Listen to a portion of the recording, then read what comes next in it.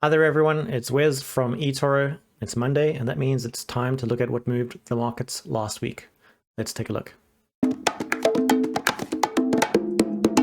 Beginning with stats, so the 12-month return for the S&P 500 is exactly the same as it was last week, so 27% for those 12 months. And my return for that 12-month period is also the same as last week at 33%.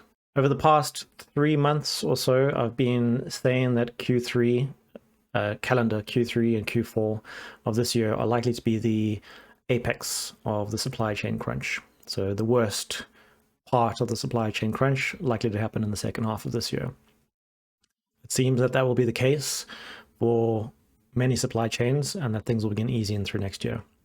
But as a result of this expectation, you might have seen me selling out of companies that were more reliant on heavy or complex supply chains and weighting the portfolio a bit more towards those companies that are free of supply chains or have less of a reliance on supply chains, or potentially own the entire supply chain. So SaaS businesses, software as a service businesses, are one key area. Something else I wanted to talk about, because I've seen people mentioning it, my Discord server, I don't use the Discord server that I created, and I should have put a message out a long time ago. But I found a few months ago that I was getting increasingly aggressive, let's call them stalkers, on Discord. And although there are means to manage them, it's started becoming quite scary, the level of aggression that I was seeing. And so just for my mental peace of mind and potentially my physical safety, I have just left Discord entirely. I apologize for not letting people know earlier. I probably should have sent out an explicit message, but it was just such a shock that I just stopped going to Discord. I'll close down my Discord server. I'm not going to go back to Discord for the foreseeable future, but I'm available on all the other social networks. I know that I haven't been very good at replying to everyone's questions, and I apologize for that. But I am very, very busy managing the portfolio, doing analysis, meeting with people from the industry to understand where our investments are best placed in the future. Okay, with that out the way, let's take a look at what happened in the United Kingdom. Last week for the UK, we saw GDP numbers year on year come in slightly better than expected. This was, even though the size of the surprise is small, it was still a fairly big surprise because sentiment around UK growth had grown to be so negative over the past, I don't know, maybe 2 months. Manufacturing production also came in quite a lot better than was expected. And so this lifted sentiment a little bit. We did see a run in the FTSE 100, called the UK 100, on eToro. But this wasn't a very broad rally. The rally was focused mostly in oil majors, so companies like British Petroleum, on the back of the rise in price of oil and natural gas, as well as some miners. We saw a little bit of a bump in the price of gold last week, which I'll talk about later. Something interesting to note is that the fuel shortage, the fuel crisis in the UK seems to mostly have resolved itself. It's no longer a headline item that you're seeing everywhere. And please just take that as a reminder that the media is not your friend. And it looks like that molehill has returned from being a mountain back to a molehill. In addition to this, the energy crisis that was in the UK and is still a problem that's a work in progress, seems to have spread now to Europe, parts of Asia, including China, etc. But I have no doubt that we will sort out the problems. There might be an impact to the chosen solutions, but I will wait until those things have actually happened, instead of speculating that the entire world is going to fall down around us. Something interesting that is going on, I mentioned this last week, that there were a few countries that have brought forward their decisions to increase their interest rates. And over the weekend, we saw some hints from the Bank of England governor that we might see those rates rising sooner rather than later. I suspect the UK market is pricing in a rather aggressive set of interest rate increases, multiple, through a relatively short amount of time, which is probably part of the reason that UK stock prices have remained relatively depressed. So I've just highlighted a paragraph here. I'm not going to read it. You can read it yourself. But I actually think that even if we see, well, we will see an early rate increase, it'll be fairly small, and that we will have a lot of warning for when the next rate increases come.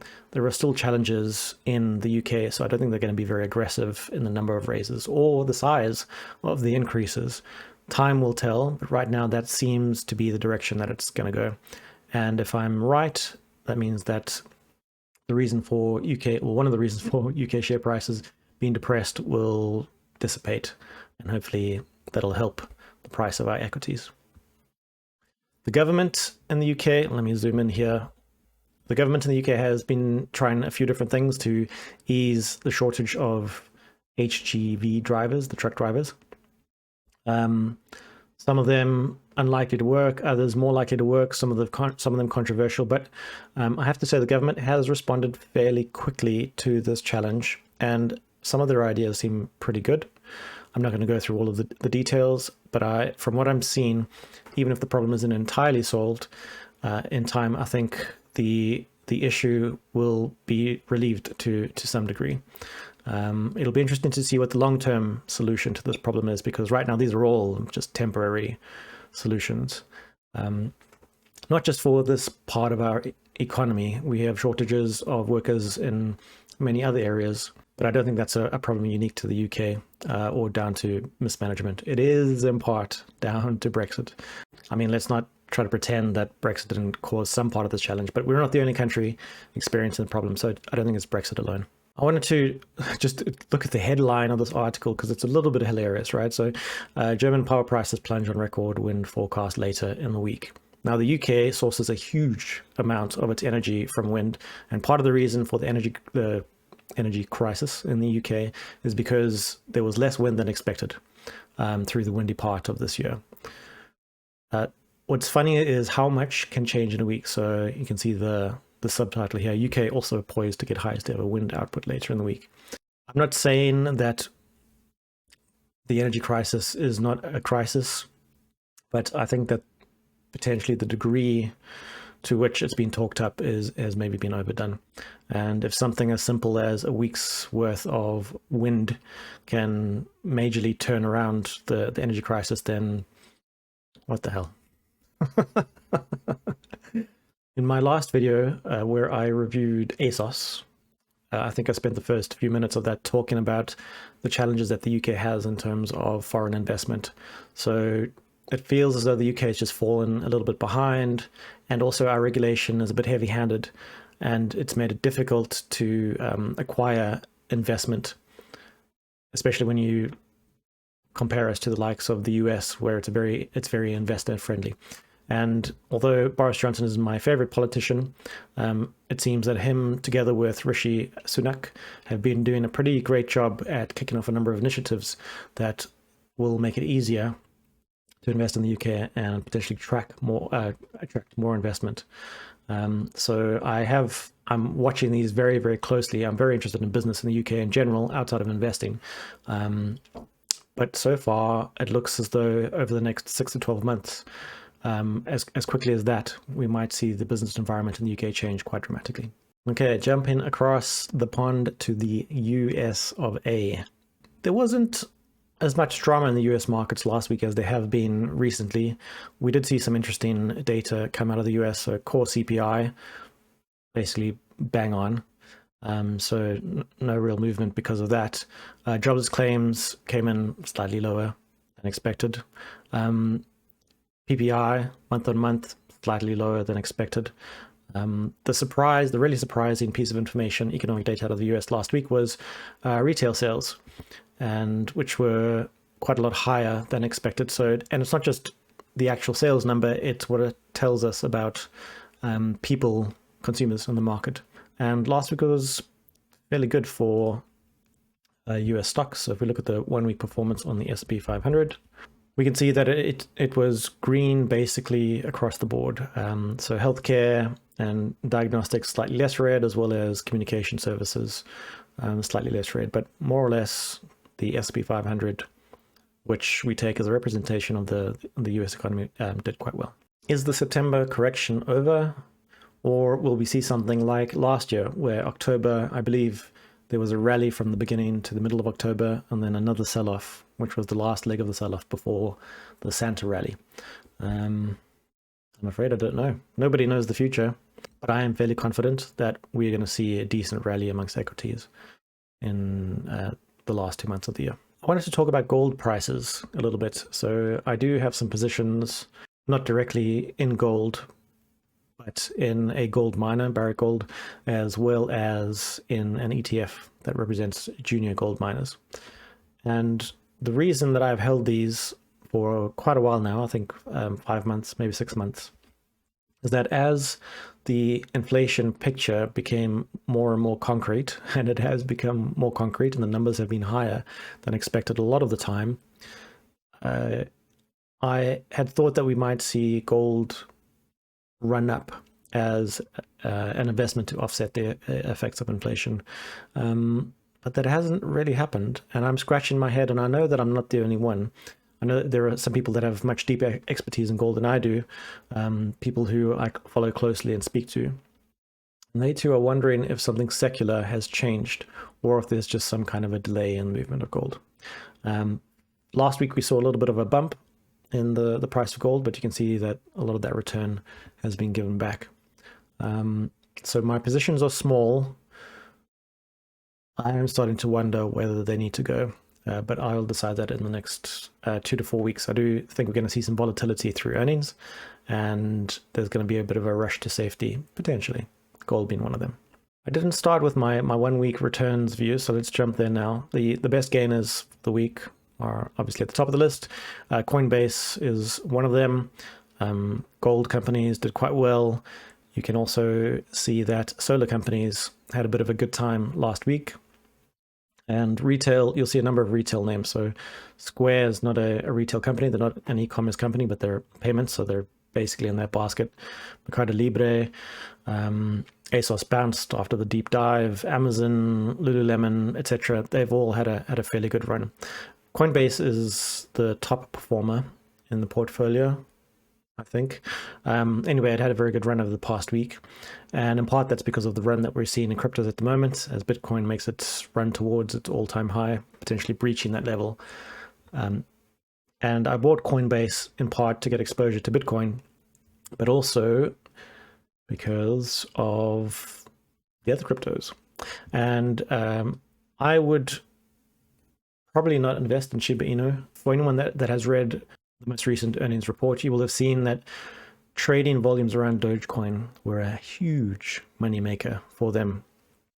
And I suspect that Shiba Inu will have done the same thing for them through this quarter. So the company had also corrected massively since its IPO. Let me just pull up the chart so it's a bit more obvious.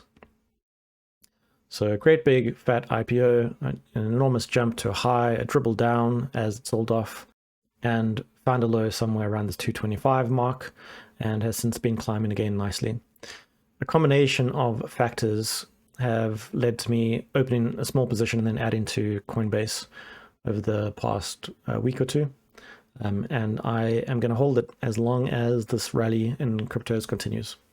And we'll see, but I think that if Bitcoin breaches its all-time high on heavy volume, I think we might be on another nice big fat bull run.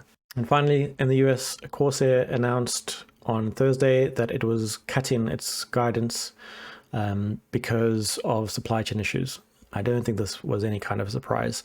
And this is one of the reasons why I haven't been investing more heavily into Corsair through the past few weeks and months as the price has been dropping off.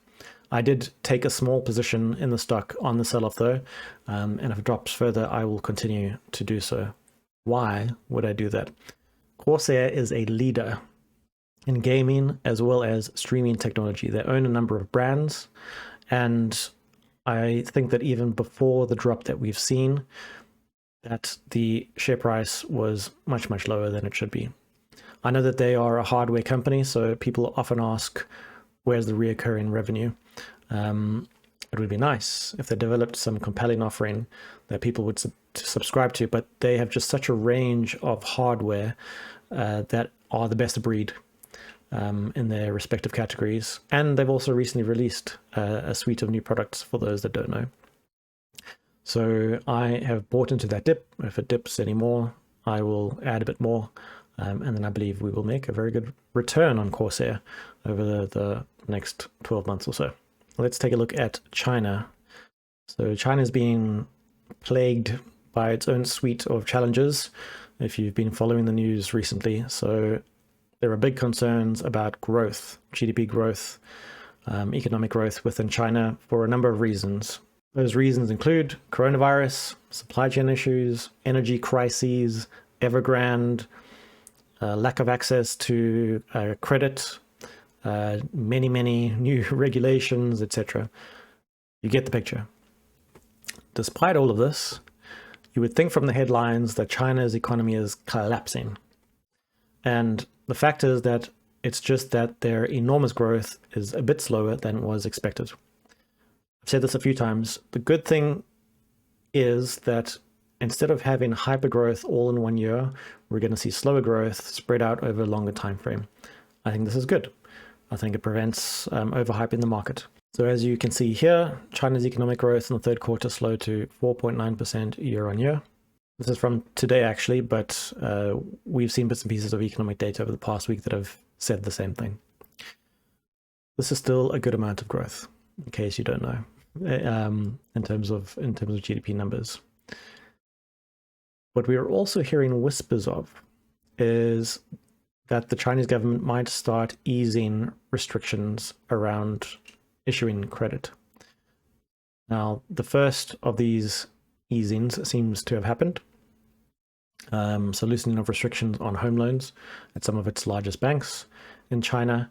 But there are little hints here and there that we might see this in more places. So the cost of credit might become cheaper, and that would encourage growth once again. So an acceleration of growth beyond the levels that we've seen right now. I'm not going to buy based on those rumors. I'm going to wait until I get a bit more concrete information. But I think even the worst case scenario here is still a pretty good case. I just wanted to throw up this chart very quickly to show the extent of the correction in Chinese equities. I think a lot of us will know this already. The candles are the CSI 300. So this is, let me take it back to the apex, the pinnacle of before the collapse. CSI 300 is, roughly speaking, the S&P 500 of China. You can see that there was a massive decline, minus 14% at current levels, but it's still holding up quite well. However, things like KWeb, so this is the Chinese technology business portion of this index, has done a hell of a lot worse. It is the orange, the yellow line down here. So currently minus 48% from the highs. And then I threw in BIDU and Alibaba just so you can see how much they've declined. Although by now I think everyone knows this. But people seem to be focusing on Alibaba quite a lot. And I guess that makes sense because they're a powerhouse and they've done very well and their books are very good and they're unlikely to be destroyed. But companies like BIDU, I would expect them to get a bit more airtime too. This is a fantastic company. I'm not going to walk you through Fitch's rating on BIDU and its outlook. There is some interesting information in here. You just need to Google for it. But BIDU is effectively the Google of China, makes a lot of money from advertising. But in recent years, they have been pushing more and more into the AI space. And they are basically the AI leader in not only China, but I think Asia at the moment. They actually have robo-taxis that are functional and being used. People are paying for them. The public is using them. They have a bus version of the robo-taxis with no driver, driverless buses. And this is just part of their AI deployment. They also have the largest AI platform, I think, in the world with 1 million developers. So they are a very, very interesting company.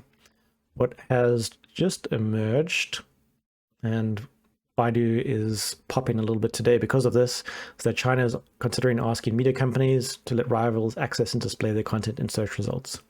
So BIDU, the search engine, may be able to reach into these other platforms and display ads alongside content from those platforms. Rest of world. Canadian Solar, which is a Canadian company, but also kind of a Chinese company, for those of you that know the industry, and SolarEdge had very good weeks. And this was because a number of analysts have become quite bullish towards solar again after the massive correction that we've seen since, let's say, February of this year. So secular changes are coming, and solar is going to be a growth industry for at least a decade. This is my opinion. Now financial institutions seem to be coming back to the stocks, and financial institutions bring the volume that is really needed to move stocks. What I've been doing over the past couple of months is trying to get access to executives that work in these types of companies or in the industries to get a really deep understanding of the businesses and the current operating environments and the future operating environment for the next 2 years or so. And from what I've learned, it seems as though Canadian Solar is a company that is poised to do very well out of the US ban on Chinese imports, solar imports. There are a few reasons for this. Canadian Solar is a very, very large company, but also it has operations in Canada, the US, and is building operations in Mexico. I'm not going to go into details now, but it looks as though Canadian Solar might be a big winner in the US over the next few years. However, First Solar, which I don't currently hold at the moment, it is a company that I have invested in historically, looks as though it will be the major beneficiary of the various changes in US politics at the moment. So I recently sold out my last positions after they'd made a fantastic profit, but I'm looking to get back in probably after the next earnings report. What about this week? It's all going to be about earnings, baby. So Netflix, earnings tomorrow night. So Netflix has ticked up quite nicely in recent weeks, but it has been correcting sideways for months and months and months. And there was a good reason for this. In their last earnings report, they said that growth was going to be soft for a quarter or two. So you can see coming out of the pandemic lows, there was a great rally through to July 2020. It did surprise me that the rally stopped there, given that growth through 2020. The rest of 2020 was fantastic. But then we could see that Netflix's stock just stayed range bound for over a year. And recently we've seen it start climbing again. Netflix is just knocking it out of the park in terms of content. Squid Game, as you probably have seen, the number of viewers has just been almost unbelievable. So you can see that it's traded in a little range for the past few sessions. I'm very interested to see what comes out of the earnings report. I think that there's a lot of growth left. There might be a few bumps in the road, but I think that Netflix will retain its title as the streaming king. I've gone a little deep there. I didn't mean to. As you can see, earnings will start firing on all cylinders for tech companies starting next week. Lots of companies reporting next week. We also have some interesting economic data. So these numbers out of China were posted much earlier this morning. They were a slight miss, and you'll see a number of articles about slowdown in Chinese growth if you're anything like me. But we've also got lots of other interesting bits and pieces of data. So CPI data out of the US and the EU. We also see things like retail sales, PMI, manufacturing services PMI, all out of the UK. These are all potentially market moving events. But depending on the results, I wouldn't pay too much attention to them, even if they do move the market. Maybe they just create opportunities for us. Within the US, there are a few items that have pricked my ears up. Initial jobless claims is one that tends to have a bit of an effect on the market. But overall, it looks like a lot of the economic data activity will be in the United Kingdom. All right, that's it for today. I hope that you have a fantastic week, and I'll talk to you next week. Goodbye.